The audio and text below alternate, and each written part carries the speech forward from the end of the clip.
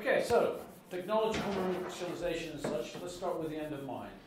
What do you think, you guys, when it comes to commercializing a business, what does that look like in the end?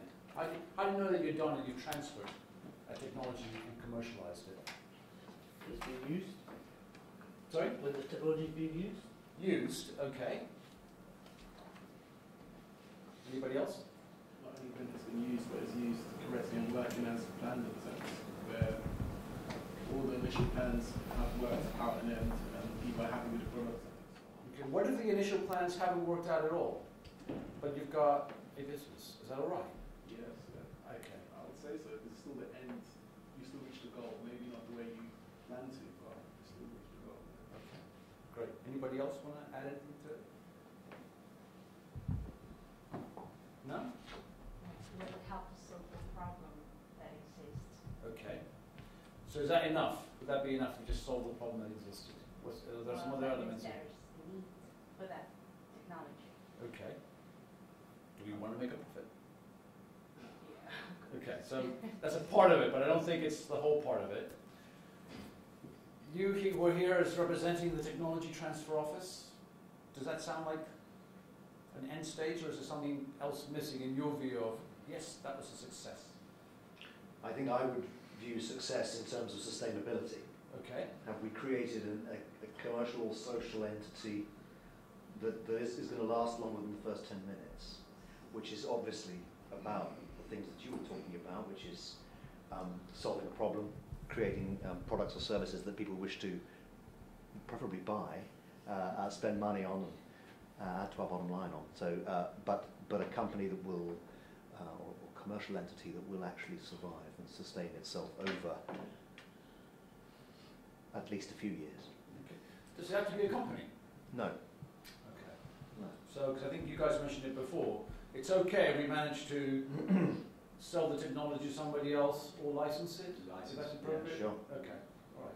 But it may be that a commercial entity, a legal commercial entity of some kind, is the simplest way of doing that. Okay. Particularly if you're operating out of a university, which at least part of its operations are charitable operations. Yeah. So there's a whole lot of problems around being commercial. Okay. But great. yeah, you're right. It's not just about company. Okay, thanks. So, you guys have got a bit of experience around the room. Why do you think startups fail? Startups do fail. Poor management. Pardon? Poor management. Okay, yep. Poor planning, okay. Lack of knowledge in terms of financial. Say a little bit more about that.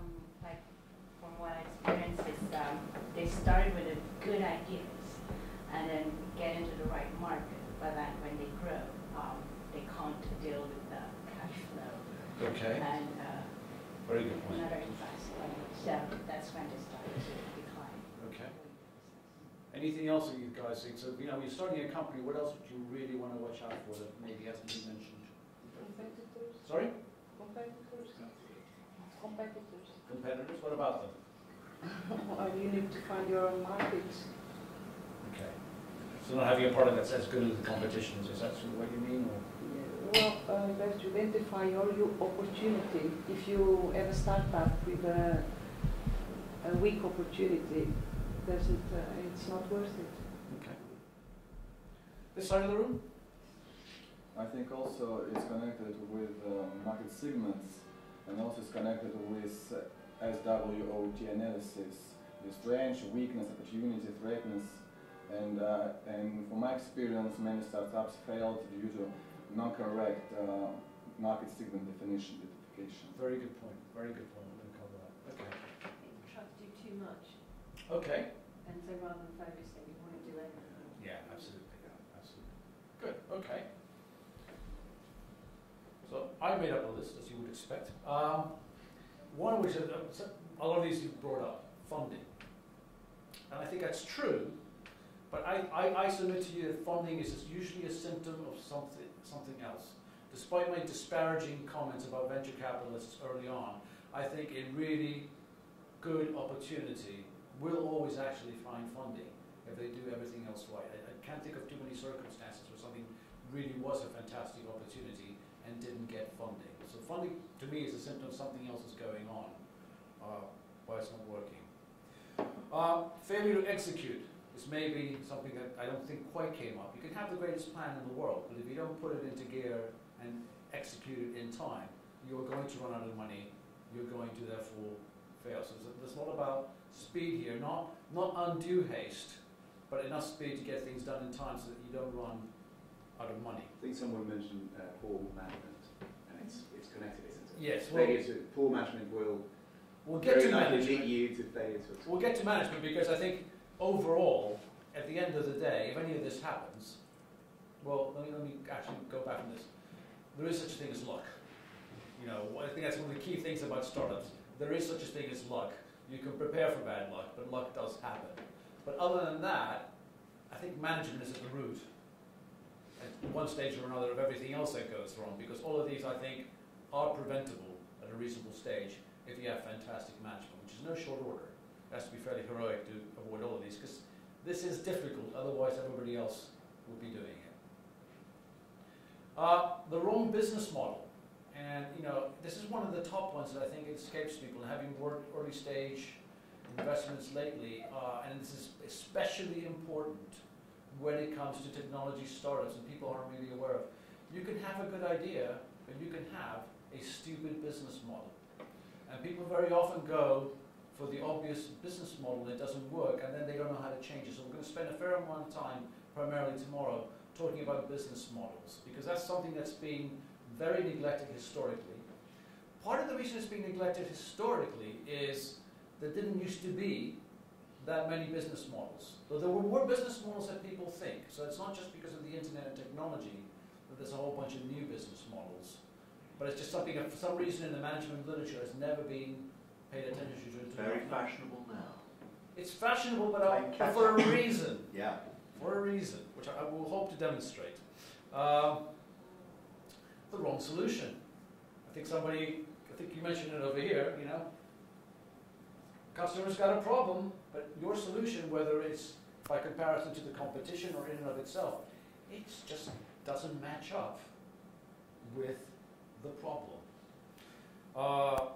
This is really important when it comes to technology transfer. You'll hear me say this again and again. I have huge respect for scientists and researchers.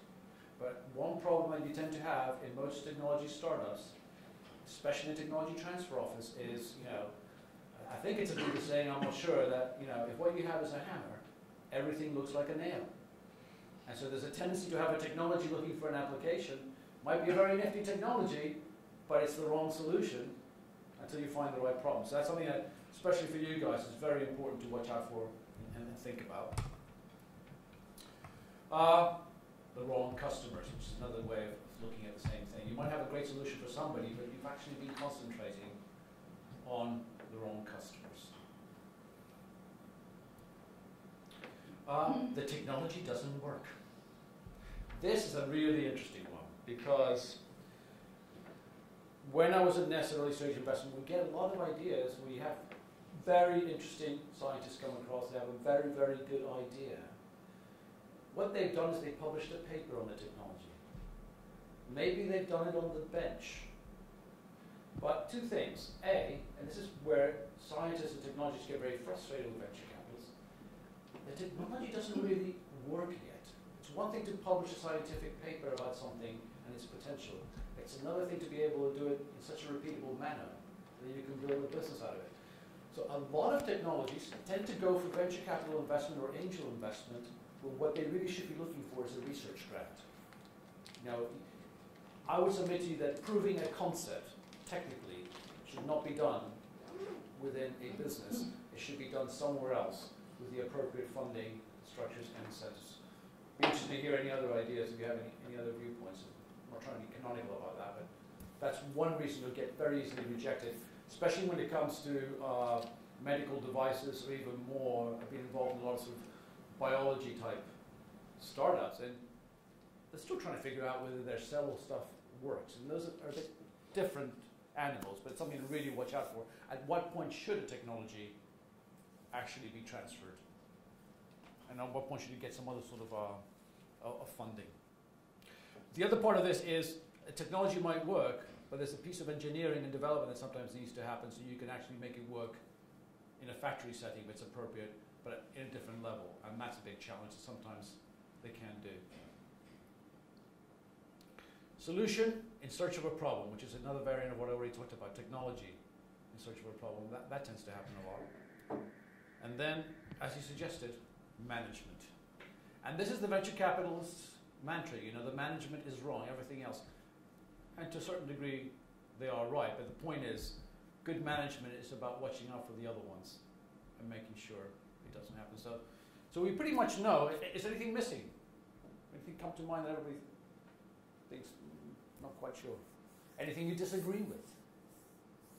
Well, it was mentioned, and I guess it's connected to funding, but why do startups fail? A huge part of it is cash.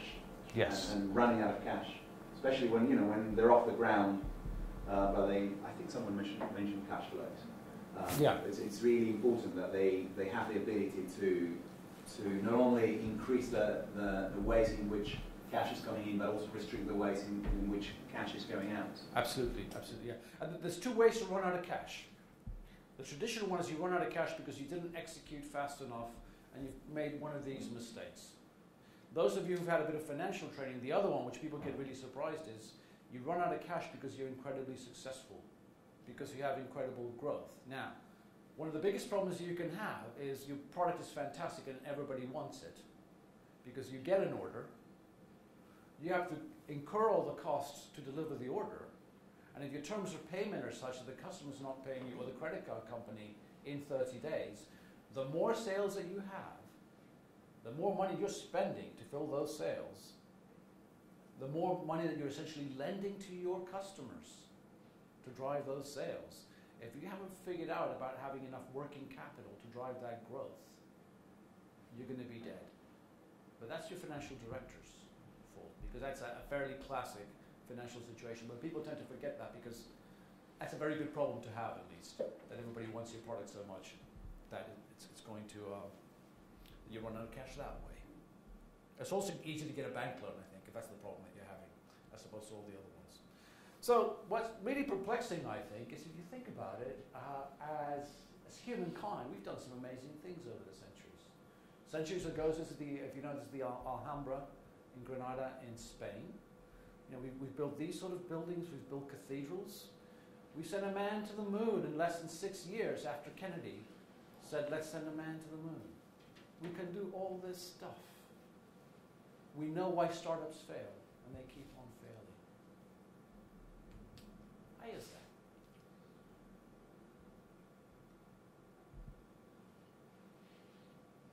Anybody hazard a guess?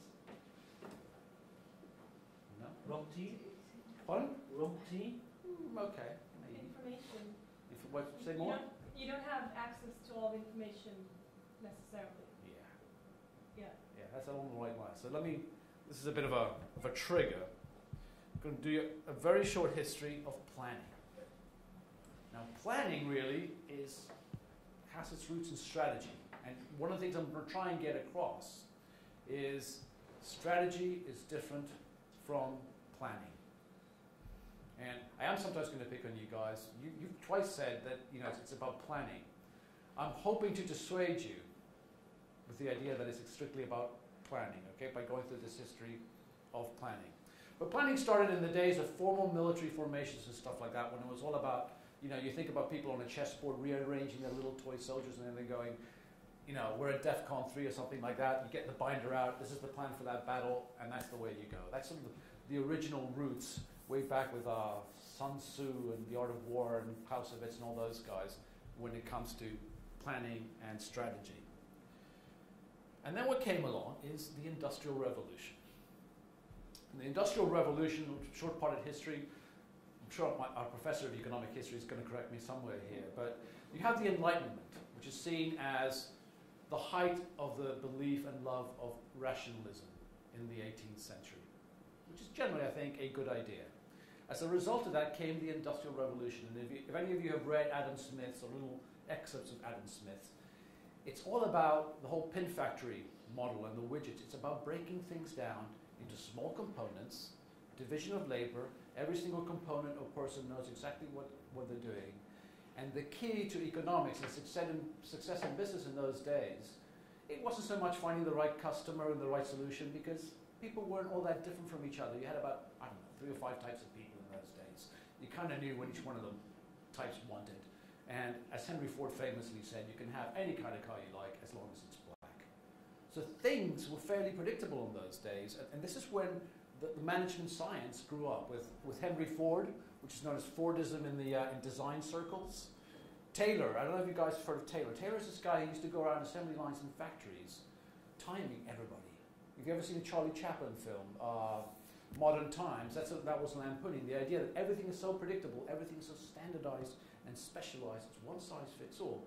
And in that context, planning is great, because you know what you're trying to do, you know how to break it up, you just go through the analytical steps and you're done. And to this day, a lot of what you hear about business planning and stuff like that is still in that mode. But let's go back to the military. And as things went along, the Germans lost, I think it was the Battle of Vienna. And this guy's one of my favorite military strategies. Field Marshal Helmut von Moltke said, no plan survives contact with the enemy. You may have heard, what's the guy, American Defense Secretary, a few years back during the Iraq War. Roosevelt? No, previous to that. Colin Powell making this point. No plan survives contact with the enemy. And what the military discovered is, yeah, you can have a plan, but the minute you get into battle and things happen, things don't go according to plan. The enemy will just not cooperate. The environment will not cooperate. Things go wrong. So with the military, you know, they're actually pretty good, the military, at this kind of stuff, because they've been doing it earlier than anybody else. They figured out, we've got to find a different way of doing things. And so what von Moltke did is he developed what's known as the mission command approach to military strategy. And what this is all about is about having a concept of operations versus a plan. You do a lot of wargaming, you do a lot of practice, you think about scenarios, you have rough ideas of, ooh, this is kind of what we're going to do and stuff like that. But what you really know is, you put men, I guess, on the beach in Normandy, and you go, guys, we're trying to invade France, try and get off the beach. And they've practiced all the ways of getting off the beach, but if you are the officer, the soldier on the spot, you have to make up your own decisions as you go along, react to circumstances, and get yourself off the beach. And a lot of resistance fighters and guerrilla operations, that's the secret of it. So the military figured out a slightly different approach to planning. And what I'm getting at is really, you hear this said in all sorts of different ways. I'm going to cover the different schools. There's really 2 different ways of planning almost anything. A lot of us, I was trained as an MBA, a lot of you have been trained as technologists and engineers and so forth. Well, most of us have been trained, and this is from a very good book that hasn't become famous enough, 2 MIT professors, Lester and Peory, Innovation, the Missing Dimension. And they looked at what has succeeded in innovation in America. And they said, well, if we look at it, we've got 2 types of innovations going on. If you have a clearly defined problem, you can go back to what we've all been trained in, which is rational decision making. You know what the problem is, you know what the steps are to the solution, and it's just about taking those steps, analyzing them, and off you go, you have a business plan.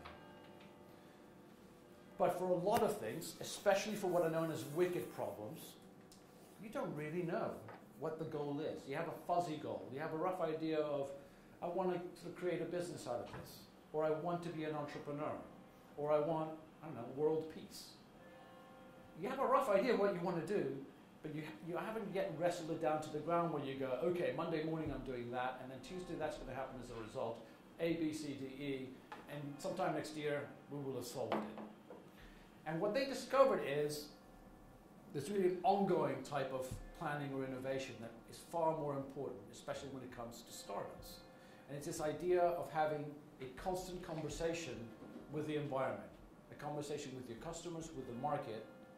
And if you think about it, it almost replicates evolution, because whether it's social evolution or real biological evolution, stuff happens. Things don't wait for you, they go on changing, and most of life that survives is because of this adaptive process. I mean, if you've got a big shock like a meteor lands, Some species adapt, some don't, and then there's selection and so forth. And this is akin to very much the same process. And what Lester and Piori talked about is, really what this process of innovation is, and this can sound very soft and woolly, and please, let's talk about that. What you need to get good at to be an innovator at this stage is talking to customers. But we're not talking about focus groups. It's understanding in the first place what people's language is so you can talk to them, and together you can come up with ideas and refine them. And this is the side of innovation that we're going to stress a little bit more over the next 3 days. It's not because analytic innovation isn't good or worthy. It's fantastic. Each has its place, but I'm trying to sort of redress a balance a little bit here, that most people have heard about business planning, and they know that, I need a customer, and therefore I need a technology Gantt project plan as to how I'm going to develop this, and then we got boom, boom, boom. All these pieces are still there, but the process is a little bit different. And we're going to sort of, by practice, try and do that.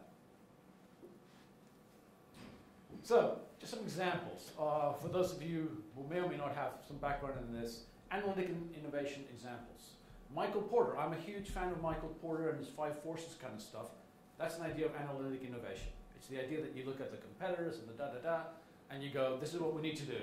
And if you do that, you're fine. But you aren't always fine, because what you think you know isn't what you know, and this time it is Donald Rumsfeld. There are things we don't know that we don't know. And you need a method that is also prepared for that. The Boston Consulting Matrix, if you've come across that, it's one of these fantastic. I think when I did my MBA, I wish they had a class that was simply called MBA Geometry. We just drew Venn diagrams, little 4x4 matrices, and did things that way. Great little matrix about cows, cash cows, and what you should harvest, and so forth. All this stuff is good. I'm not knocking it. It's just you need to know when to use the right tool for the right method. I've been trying to discover the history of the business plan itself, the formal business plan, and I haven't been able to do that. But it seems to have originated, A, with 20th century bank managers when you applied to a loan, and then the VCs took it on and saying, well, you want funding, give us a business plan. We're not going to get away from that. Seems to still be in this document, and that's fair, but I think I want you to think of a business plan as more as a document at the end of the process to communicate your current hypothesis at that point as to why you're going to get the investment or not, as opposed to a holy Bible that is the plan. And so many startups have worked. They spent 6 or 8 months writing the business plan. And I really hope I talk you out of this, because that is such a waste of time if you're not actually doing the homework, if you're not actually implementing and acting and learning as you go along in order to come up with the plan. Six Sigma is a really good example of where analytic innovation is really good. We're getting a lot of returns, little Pareto analysis, what's the biggest reason? Let's look at that. Okay, we got rid of that one and keep on going. Fantastic, because you have a defined problem. I'm not an IT expert, but I want to contrast waterfall development, which again, as I understand, is you do a lot of coding ahead of time and finding out what the users need. And then you go set in stone what the requirements are, and you do that. The big new thing that's come up is agile development, which is the newest way in software development, which is more about a lot of very fast iterations with customers and different modules. And you're constantly changing as you go along, but you build a far more robust set of code as a result. Strategy is a guy called Mintzberg who spent a lot of time criticizing Porter. Again, it's the idea you need to... Strategy emerges. A very famous guy, which a lot of this course is based on, Stephen Blank, a successful entrepreneur, has written a book called 4 Steps to the Epiphany. It's a fantastic book as far as the ideas. It's not very well written, as he admits himself. And somebody else, Cooper and Vlaskovitz, and I will give you a reading resource list at the end, have translated that into something that's a bit more accessible from a communication point of view. His main point is, all of business, especially technology transfer, the way it works, it's just focused on product development. You have the famous funnel that I'm sure you've seen. This is the product, you develop the product. What they forget to do in parallel is customer development. We're just trying to figure out, okay, who are we going to be targeting, we think, and going through the steps in tandem of learning what that customer really needs, so that by the time you launch something, you've got at least your alpha, beta, early adopters, and you know how you're going to go forward. And this has lately really revolutionized the way startups are being done in Silicon Valley, at least. turned into a movement called the Lean Startup Movement, which is very much about what we're going to be doing, which is do things one step at a time, iterate enough times that you learn what you're doing before you go on to the next step. I want to talk about design thinking, which, Mariko, you may want to jump in or not, and I've heard two different things about design thinking. Part of design thinking, which makes a lot of sense, is people have said, well, if all these business engineering types have been messing up startups so long, us designers know how to do things. You know, we've been doing this for ages. It's sort of getting into a room and the fuzzy goals and stuff like that, and lots of post-its, and let's think about that. Why don't you just let us run the business? Yeah, so eyebrows are raised. Panic. Why the face? No, because the design, their main area is designing. That's not really, it's not to do with the research that's done about the customers, or they don't know how to handle the other areas of the business. So I think they should typically work to their strengths. Other people should work. Very good point. Yeah, I mean, designers are changing a bit. They're not just doing products these days. They're doing a lot of stuff with service. And actually, they have traditionally been better than anybody, perhaps, at getting into very early touch with customers. I mean, they're the ones who started doing things like ethnography and anthropology, and moving in with you for 3 days to see what you're doing before developing the products. They are very good at that sort of creative stuff. But then there's a point that you do need analytical rigor, which comes to the second name that people are talking about design thinking, and the main proponent of this, a guy called Roger Martin. He is the dean of the Rotman School of Design in Toronto. Has totally changed around the way the business curriculum is done to put this in, because what he says is we need both analytical thinking and innovative thinking. And he's written a very interesting book called The Opposable Mind. And what he's saying, to be really successful in business or anything creative or innovation, you need to be able to do both these things. And what's really tricky is the company culture, the type of people who can do one, are usually not the company culture, the type of people who can do the other. But if you're really going to be a business leader or an innovation leader in this world, you need to be able to come in on both languages. You need to be able to do both and know when to use each.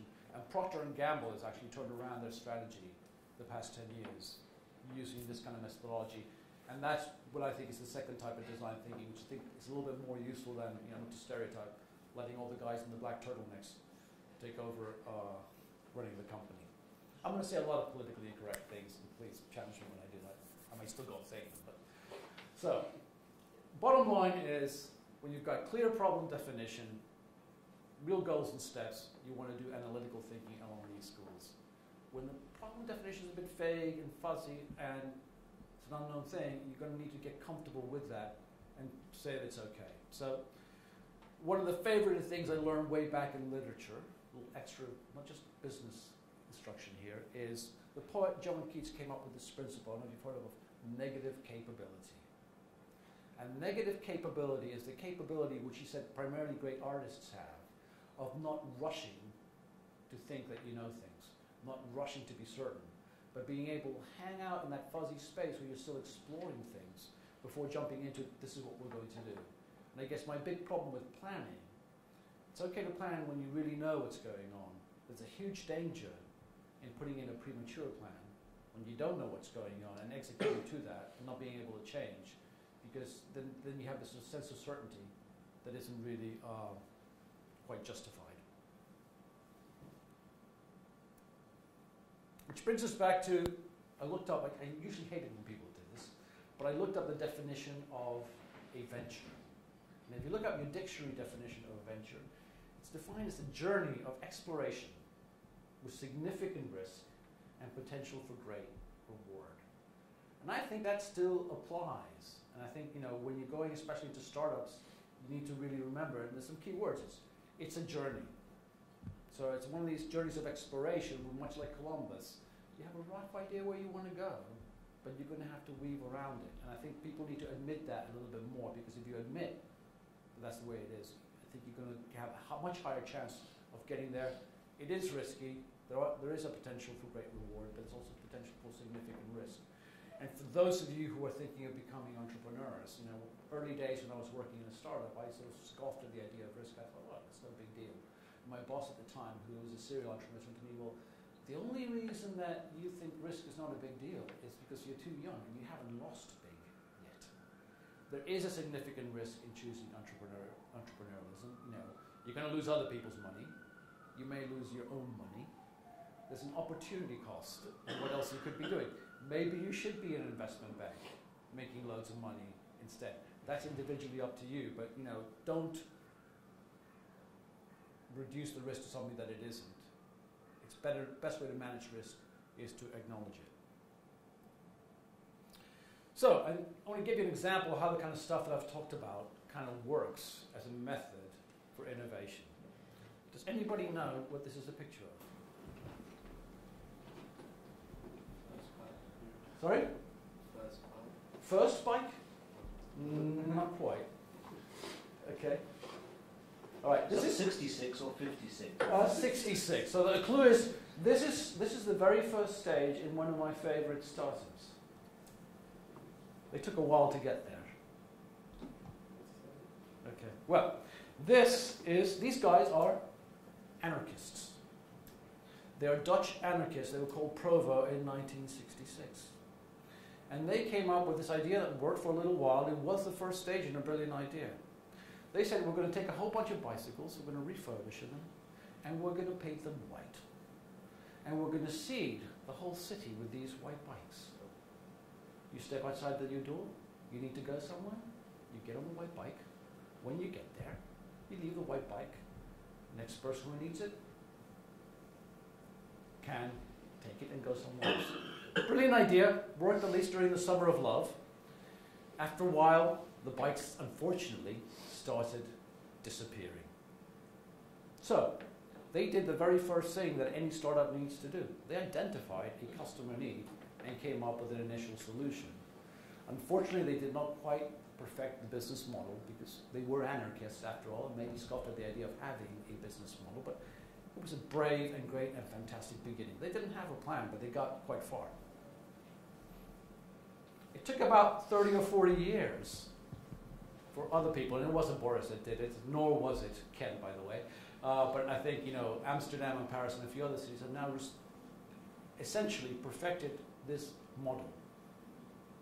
What we want to try and do here is sort of accelerate that, because going back to Steve Blank, his definition of a startup, and I really like this, a startup is an organization formed to search for a repeatable and scalable business model.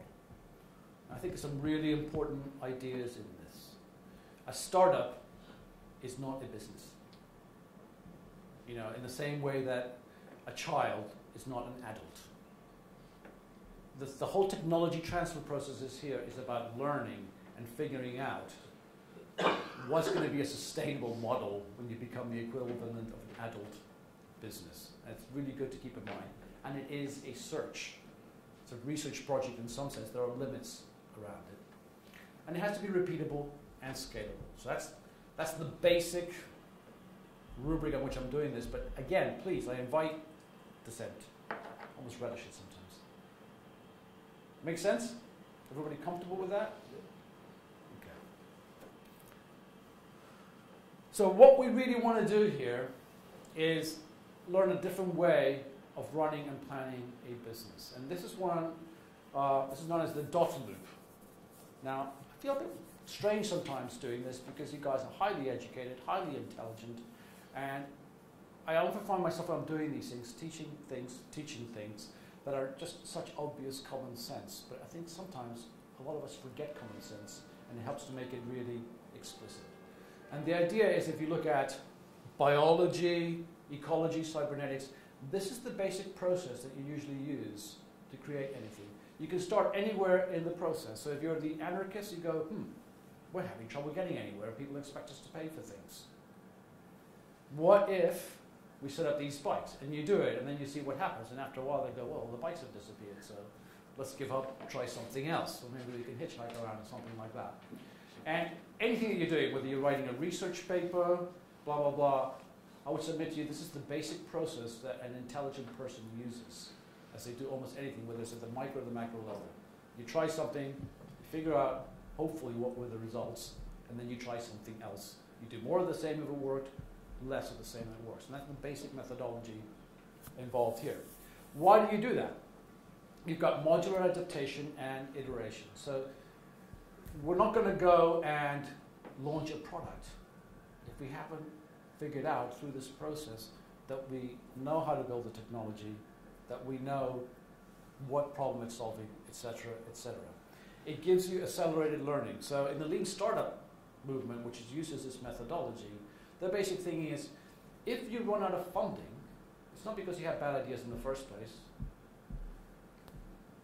Almost all startups have bad ideas in the first place. It's because you were not good enough at iterating fast enough so that you get to the right solution before the funding runs out. And that's real key. How to iterate fast and learn from your iterations until you really figure out what needs to be done. That gives you risk reduction.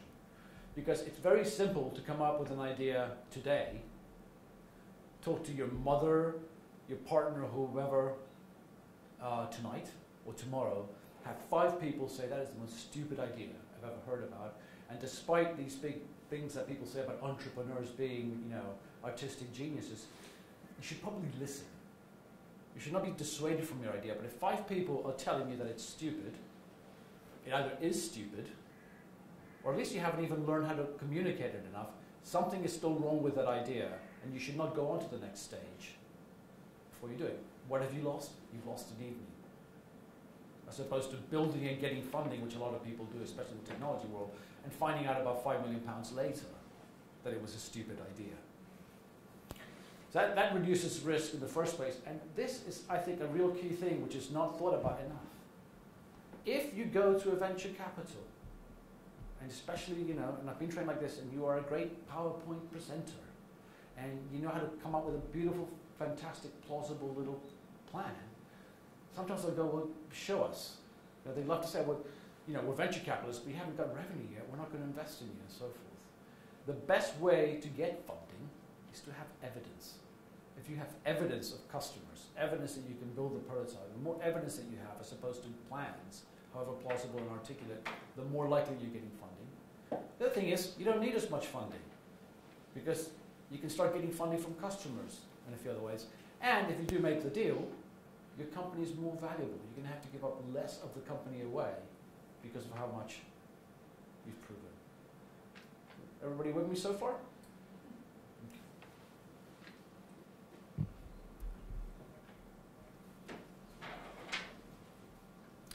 So, basically, I haven't done an agenda for today and the rest of the program because I'm going to sort of follow my own advice and see how it goes depending on where you guys are and so forth. But basically what we want to cover is this idea of value inflection points.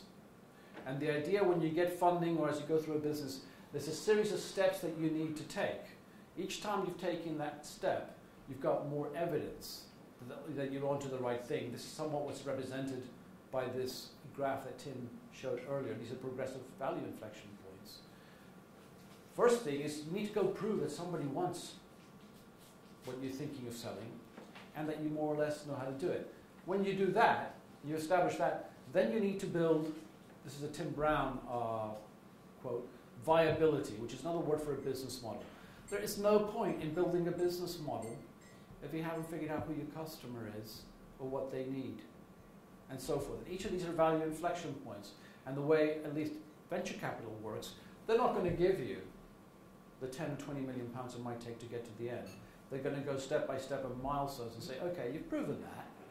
Here's enough money to go to the next one. When you've got that value inflection point, then come to us for more money and so forth. And that's basically the way we're doing it. These arrows here represent the idea that this is not some big linear route just up that way.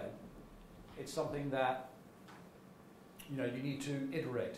So your first idea for what's desirable might not be the last one. I'll give you a famous story. I hope you don't know the answer to this, but maybe you do. In, I think, the 90s, somebody, much as yourselves, with great technology experience, developed a fantastic encryption algorithm. At the time, Palm Pilots and PDAs were very accessible.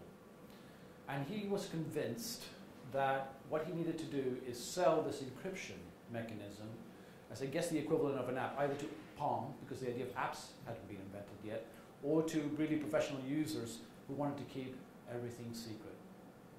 That was his idea. It didn't work. Nobody wanted it. He went through a lot of these iterations until he finally came up with what his business really was. Does anybody know what that is? Among the students. I think Tim does, so if you want to tell him. PayPal. So that's, I think, one example. This has been documented again and again. I wish I had the percentage, but a huge majority of successful startups, what they ended up doing has almost nothing to do with their original business plan. And going back to Leo's point about management, the key about management, or going to that sort of idea of operations, is start somewhere, and we'll cover about where you start. But then the real trick is to get good at iterating. And if somebody says, well, that encryption, we don't want it there, well, what's going on? Where else can I use it? And finally say, I can use that same encryption mechanism to take online payments in a safe way, and that's what the business is. That's what my business model is. It was his 7th main iteration. There you go. Before he arrived